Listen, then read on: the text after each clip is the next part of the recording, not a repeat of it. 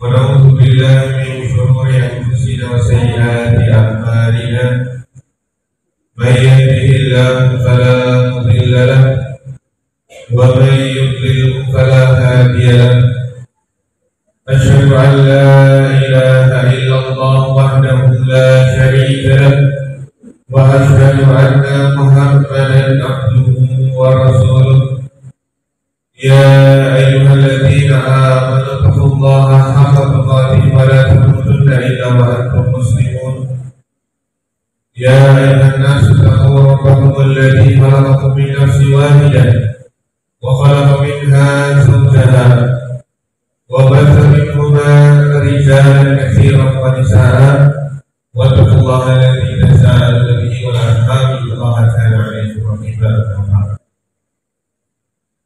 Ma'asyiral muslimin rahimani wa rahimakumullah ta'ala. Alhamdulillah, kita panjatkan puja dan puji serta syukur kita kehadirat Allah Subhanahu wa ta'ala, di mana sampai sekarang ini kenikmatan yang Allah Subhanahu wa ta'ala anugerahkan kepada kita semua tidak pernah terputus. Mulai dari nikmat yang terbesar yaitu nikmat iman dan Islam, kemudian nikmat kesehatan dan dibawa peluang, dan juga diberikan nikmat usia yang panjang sehingga pada bulan ini kita bisa bertemu dengan Ramadan yang mulia, di mana Ramadan yang mulia tersebut akan menghapuskan dosa-dosa kita yang telah lalu. Di mana Nabi sallallahu alaihi wasallam bersabda, "As-salawatul khams wal jum'atu ila jum'ah wa Ramadan ila Ramadan mukaffiratun ma bainahunna idza ijtanibatil kaba'ir." Salat yang 5 waktu, kemudian antara Jumat satu dengan Jumat yang lainnya, antara Ramadan yang satu dengan Ramadan yang lainnya, ini sebagai penghapus dosa antara keduanya selama dijauhi dosa-dosa besar. Kita bersyukur pada Allah Subhanahu wa ta'ala masih diberikan kesempatan dan waktu untuk melakukan ibadah siang dan juga qiyam Ramadan pada tahun ini. Tak lupa salawat dan salam kita sanjungkan kepada junjungan kita Nabi besar Nabi Muhammad sallallahu alaihi wasallam beserta keluarga beliau, ahlul bait, kemudian para sahabat dan juga para pengikutnya hingga akhir zaman. Jamaah sekalian rahimani wa rahimakumullah ta'ala, halaqah kita pada siang hari ini adalah halaqah bersama dengan Habibana Mustafa sallallahu alaihi wasallam. Kita akan bercerita tentang khairul bashar, sebaik-baik manusia yang Allah Subhanahu wa ta'ala ciptakan. Sayyidu waladi Adam wala fakhr, penghulunya anak keturunan Nabi Adam dan tidak ada kebanggaan katanya. Kita akan berkisah tentang Asy-Syafi'i, di mana beliaulah yang akan mendapatkan syafaatul uzma pada hari kiamat.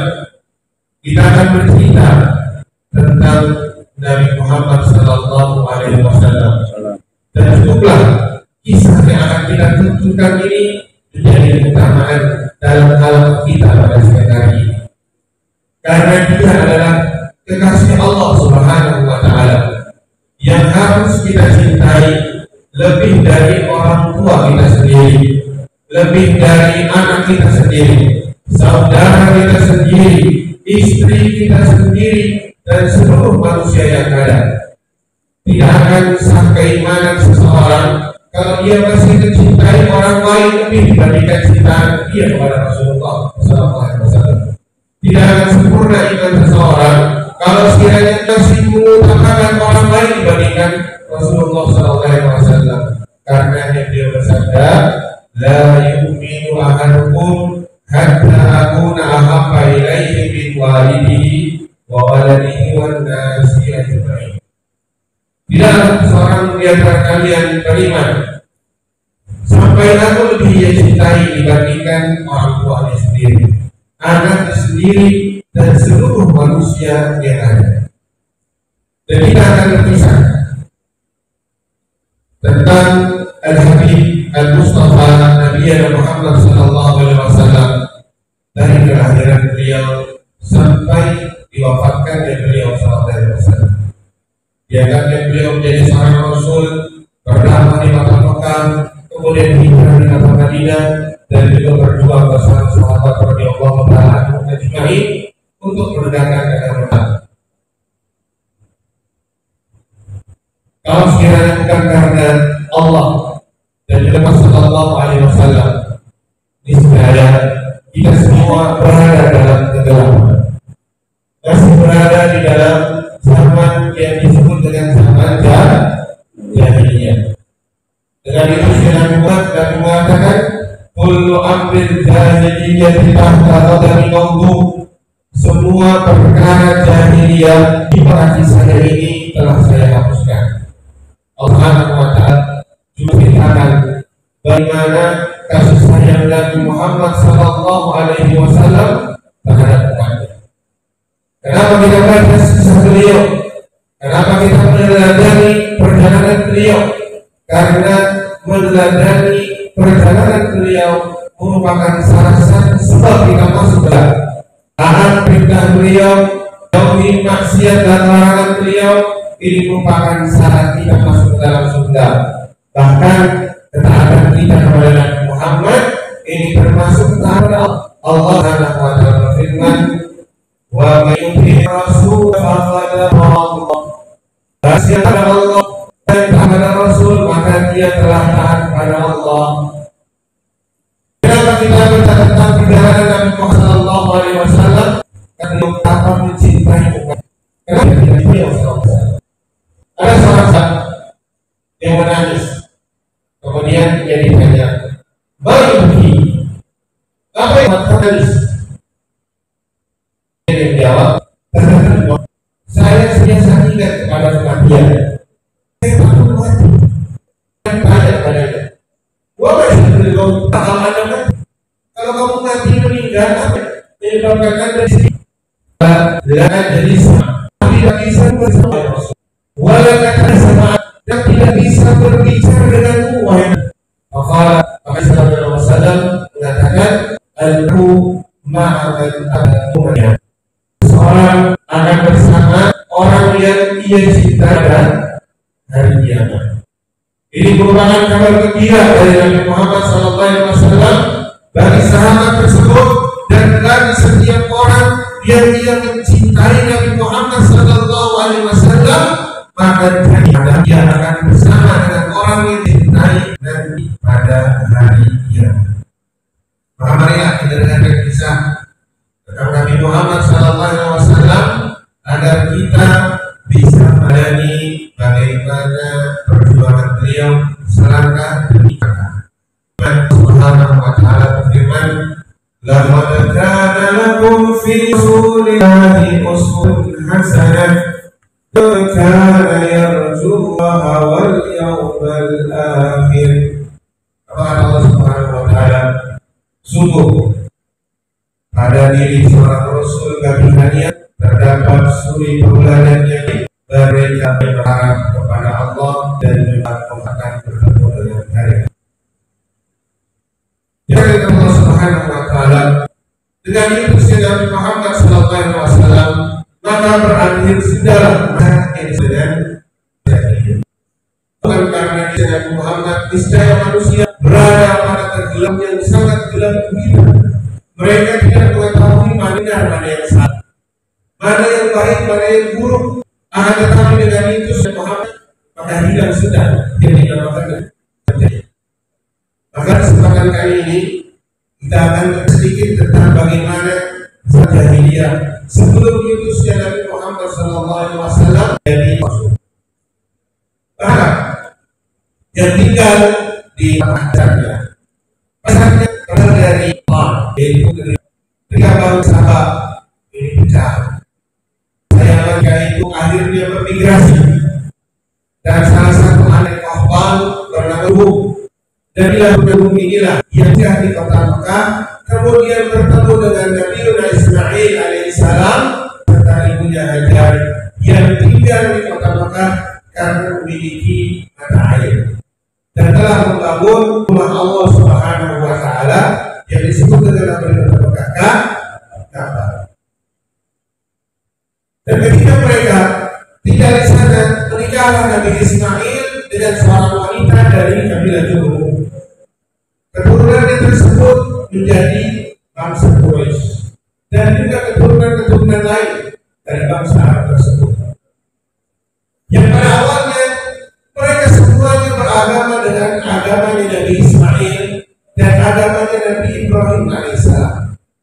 Mereka sholat di Ka'bah, mereka melaksanakan haji, mereka menyembelih untuk Allah Subhanahu wa Ta'ala.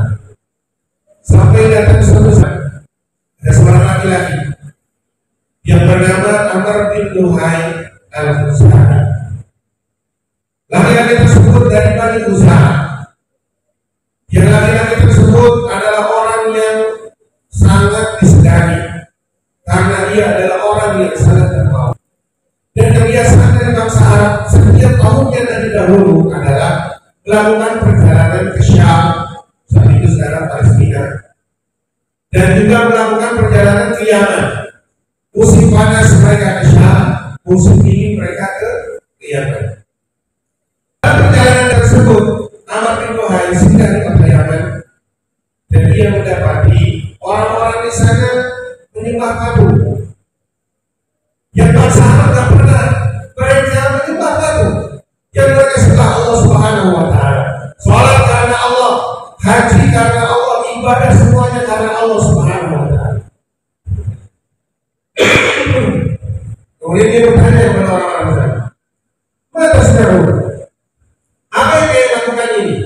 Kenapa kalian meminta sama patung, kemudian beribadah di sekitar patung tersebut?"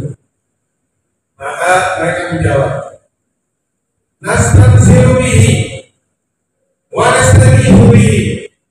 Kami ini kalau minta tolong, kalau ada kesulitan apapun, kami datang kepada berhala tersebut dan dia akan menolong kami.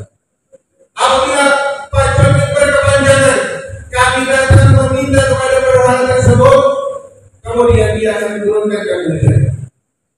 Apakah benar demikian? Dia menolong kalian dan dia menurunkan hujan untuk kalian. Jangan ke sini. Mereka menjawab, kami telah berupaya dan juga biasa ditolong oleh berhala tersebut selama bertahun-tahun.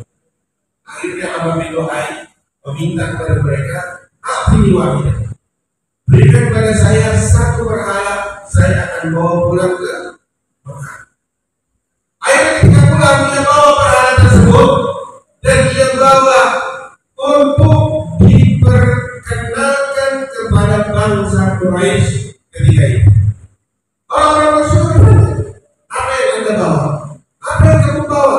Ini adalah berhala yang ketika orang-orang Syam mereka minta pertolongan, mereka minta kepada Tuhan tersebut. Ketika mereka minta diturunkan hujan, mereka minta kepada berhala tersebut. Dan diskusi berjalan, akhirnya bangsa Quraisy merasa puas dengan penjelasan Amr bin Luhai, maka dengan itulah tidak ada setiap rumah pun di kota Mekah kecuali mereka memiliki berhala. Oleh karenanya, Nabi Muhammad SAW ketika Isra Mi'raj, Nabi Muhammad SAW diberikan kesempatan untuk mengunjungi surga dan juga neraka. Di neraka ia bertemu dan juga melihat pemandangan yang sangat dahsyat. Ada orang disiksa dengan siksaan yang luar biasa. Bagaimana siksaan tersebut? Orang tersebut ususnya terurai. Kemudian ususnya terurai tersebut diputar dengan ususnya tersebut seperti bumi diputar, Bapak sekalian. Dan ini menjadi tontonan bagi seluruh penghuni neraka yang ada. Nabi bertanya kepada Jibril alaihissalam, siapa orang itu? Maka dijawab, orang itu adalah Amr bin Luhai yang pertama kali membawa berhala ke tanah. Bahkan saking viralnya berhala tersebut ada dua orang. Seorang laki-laki bernama Isa dan seorang perempuan bernama Naila. Dua orang tersebut berzina waliyadzubillah di dalam Ka'bah. Kita bayangkan, ya. Kita nggak sanggup di negara berzina di dalam Ka'bah. Maka ketika itu Allah Subhanahu wa Ta'ala berubah kedua-duanya menjadi batu. Jadi batu. Ini adab dari Allah Subhanahu wa Ta'ala karena telah merobek kehormatan Ka'bah Baitullah. Berzina di dalam Ka'bah. Allah rubah menjadi batu si Isa dengan Nailah tersebut. Tapi orang-orang Quraisy justru menyembah mereka berdua. Bayangkan, orang yang dikutuk, orang yang diadab oleh Allah Subhanahu wa Ta'ala karena Ka'bah akhirnya disembah. Mereka mau sama terlebih dahulu, itu sah, baru bersah. Ulama sama terlebih dahulu, ulama. Akan dia pergi jalanan, sama. Tapi kalau bukan mereka buat bersah dari kurma, dari batu. Ketika mereka lapar dan tidak ada lagi makanan, mereka makan roti yang jadi berhala tersebut, kurma yang jadi berhala tersebut. Kalau mereka nggak punya tungku, nggak punya batu untuk masak makanan, mereka jadikan berhala tersebut sebagai batu buat tungku masak. Sebenarnya akalnya waras apa seperti ini? Nah, waras apa enggak? Nggak waras. Bikin berhala dimakan, bikin berhala buat ganjelan kompor, ya, buat ganjelan periuk dan juga penggorengan buat dimasak dan sebagainya. Tersebarlah kesirikan.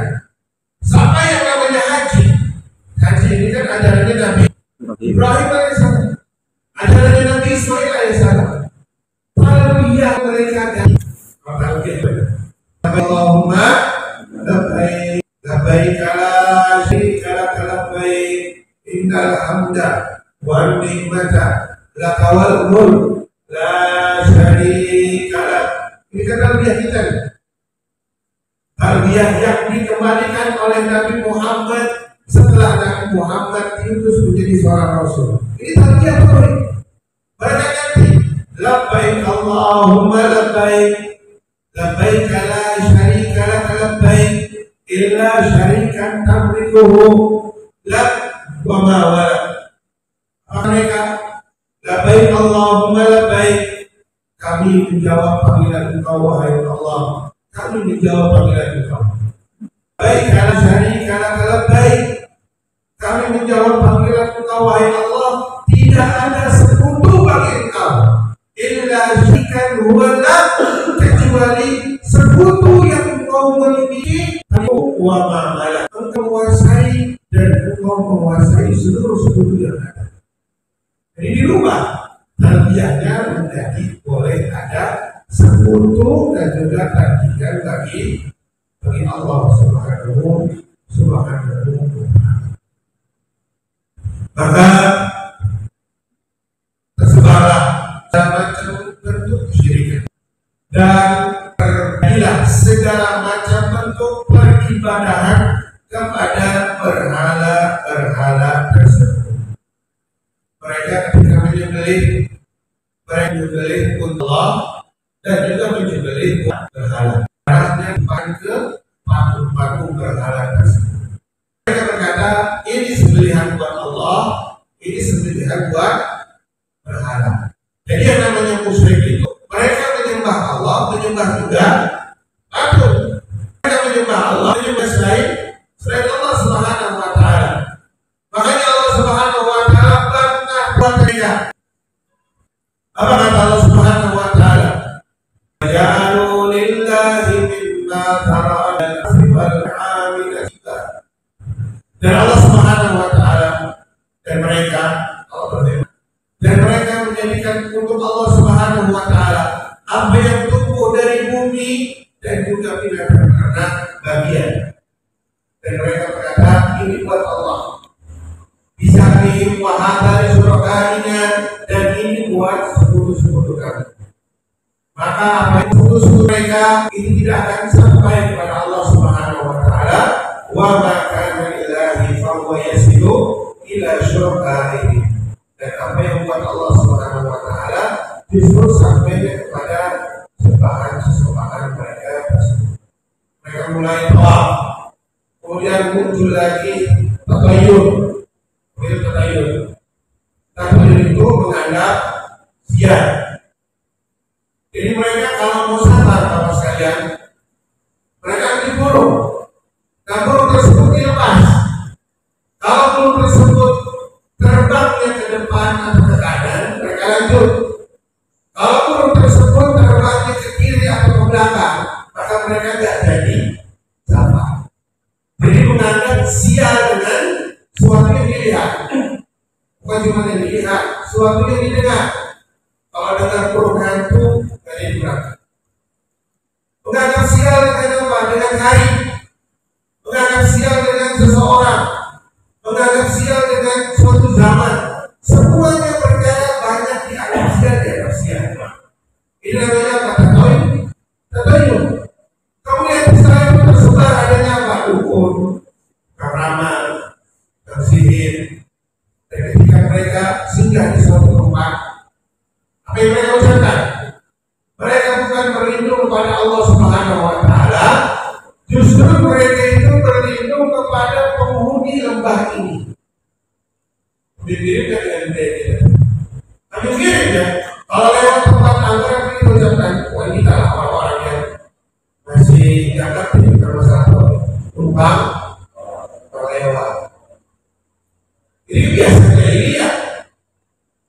Di mana mereka mengatakan na'udzu billahi min sayyi'i hadzal wadi min syarri hadzal wadi. Kami berlindung kepada penghulu dari lembah ini dari keburukan yang ada di lembah ini. Jadi terus-menerus mereka membuat sesuatu peraturan, peribadahan, tata cara yang awalnya mereka hanya membuat patung untuk disembah. Mereka punya aturan. Kalau unta tersebut lahir anak perempuan, lahir lagi anak perempuan, sampai 10 kali lahir anak perempuan dari unta tersebut, maka unta tersebut tidak boleh dipekerjakan, tidak boleh susunya diminum, tidak boleh dagingnya disembelih. Mereka persembahkan buat berhala-berhala mereka. Kalau sekiranya unta tersebut sampai kepada batas umur tertentu, tidak boleh dihidup, tidak boleh ditunggangi. Ini semuanya persembahan buat berhala mereka. Yang semuanya ini apakah datang dari Allah Subhanahu wa taala? Jawabannya tidak. Tapi semuanya merupakan wahyu yang diwahyukan oleh syaitan kepada mereka untuk senantiasa berbuat dan beribadah kepada selain Allah Subhanahu wa taala. Dalam masalah peperangan, orang Arab Jahiliyah ini mereka terkenal. Ini gara-gara berebut lahan kambing, gara-gara apapun masalah-masalah yang kecil, perlombaan kuda dan lain sebagainya. Ini perang sampai bertahun-tahun. Dan ketika mereka berperang, ini saling menawan satu sama lain. Ada kabilah tersebut bernama Rabi'ah. Nah, kabilah tersebut perang dengan kabilah yang lain dengan perang yang besar. Ternyata kabilah Rabi'ah tersebut anak perempuan dari amir kabilah tersebut ditawan sama kabilah yang lain. Nah, dalam tersebut kebiasaannya gimana? Kebiasaannya kalau perempuan jadi tawanan, kemudian dia punya dua pilihan. Pilihan pertama, dia bagi ke orang tua sama suaminya. Pilihan yang kedua, dia tetap berada sama orang tuanya. Nah, kebetulan anak perempuan dari Amir Roh ini tetap sama orang yang menawan. Bapaknya marah besar. Ini aib. Di mana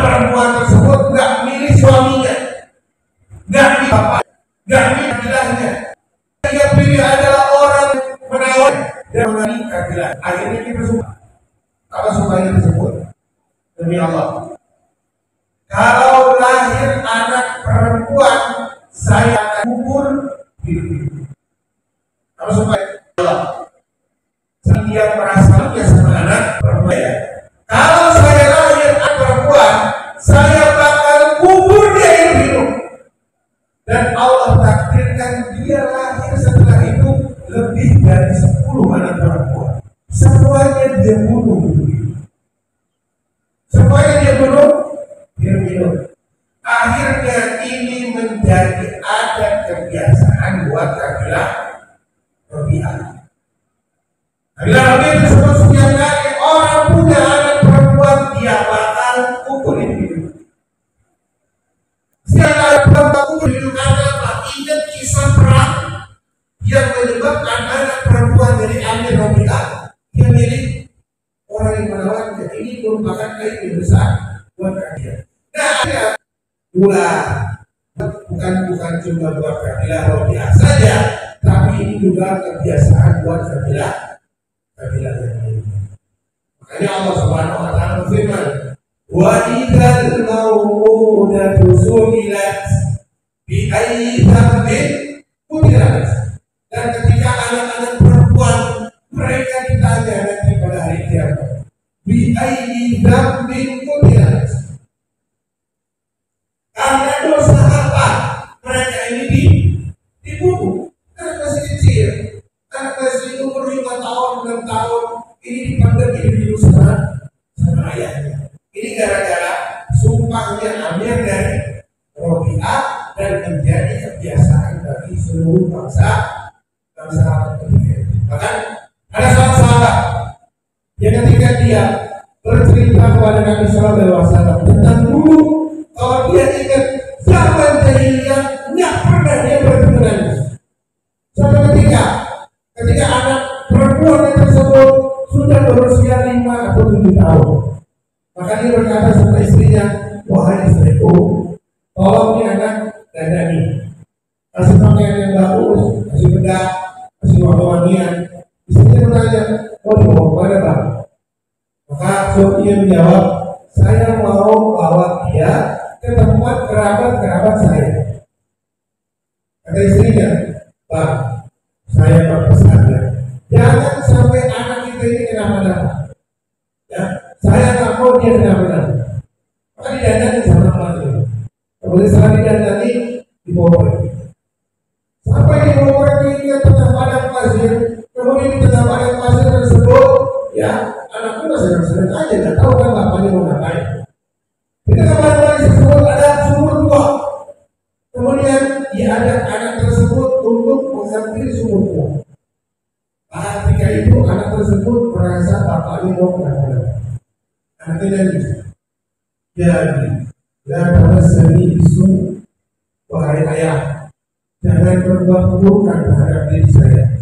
Ingat janji ayah pada ibu bahwasanya saya harus kembali dalam keadaan selamat. Maka dia bercerita, ketika saya melihat anak perempuan saya siap, tapi ketika saya melihat sumur, apa yang terjadi? Girok, dia merasa marah, emosi karena apa? Mengikuti kebiasaan bangsa. Anak ketika itu biasa memendam anak perempuan begitu. Jadi kalau dia melihat anaknya dia merasa kasihan, dia melihat ke sumur, dia merasa emosi marah. Anak perempuan dia harus kita pendam itu. Dan akhirnya dibolak-balik lihat anaknya, lihat sumur, lihat anaknya, lihat sumur. Fa'afadatni al-hijrah.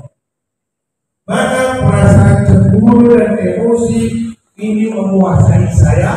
Makanya saya lempar anak saya tersebut dengan kepala lebih dahulu, kakinya di bawah. Dia jatuh ke dalam sumur dan dia berteriak nangis minta tolong sampai dia dimatikan, diwafatkan oleh Allah Subhanahu wa taala. Kita bayangkan betapa kecilnya dan kejamnya zaman jahiliyah. Kalau kita berbicara riba, berbicara semua keburukan apapun itu ada sebelum Nabi Muhammad diutus. Kalau kita bertanya, apakah ada kebaikan? Ada kebaikan. kebaikan dari bangsa Arab yang mana Nabi mengatakan innama bu'itsu liutammima masalihat akhlak. Saya ini diutus untuk menyempurnakan akhlak. Tetap ada kebaikan. Kalau kita bandingkan dengan Quran yang ada, dijadikan dengan ada, ini sangat besar kejadian dibandingkan kebaikannya. Dan ternyata ini bukan hanya di bangsa Arab saja, tapi di non Arab, di Persia, di Romawi, ini tidak ada. Maka dari itulah Allah Subhanahu Wa Taala utus Nabi Muhammad SAW untuk memperbaiki semua kerusakan yang telah ada setelah zaman fatrah, zaman tidak ada Nabi dan Rasul yang diutus setelah diangkatnya Nabi Isa alaihissalam ke atas langit tidak yang pertama. Dan mudah-mudahan apa yang bisa kita sampaikan pada siang hari ini bisa bermanfaat bagi kita semua dan bisa menambah cinta kita kepada Nabi Muhammad SAW dan menjadikan kita hamba-hamba yang beriman dan Allah Subhanahu Wa Taala menjadikan puasa kita adalah puasa yang diisi dengan ibadah dan juga kebaikan. Allahumma shalli ala Muhammad wa ala ali Muhammad. Allahumma shalli ala Muhammad wa ala ali Muhammad. Wa ala Muhammad wa ala ali Muhammad. اللهم اغفر للمسلمين والمسلمات والمؤمنين والمؤمنات الأحياء منهم والأموات إنك سميع قريب مجيب الدعوات. ربنا هب لنا من أزواجنا وذريتنا قرة أعين واجعلنا للمتقين إماما. اللهم إنا نسألك في الخيرات وترك المنكرات وحب المساكين وأن تغفر لنا وترحمنا فإذا أردت فتنة في قوم وتوفنا من المؤمنين ونسألك هدى وهدى وإليكم وهدى عمل بقرية إلى ربك. ربنا آتنا في الدنيا حسنة وفي الآخرة حسنة وقنا عذاب النار وآخر دعوانا الحمد لله رب العالمين. السلام عليكم ورحمة الله.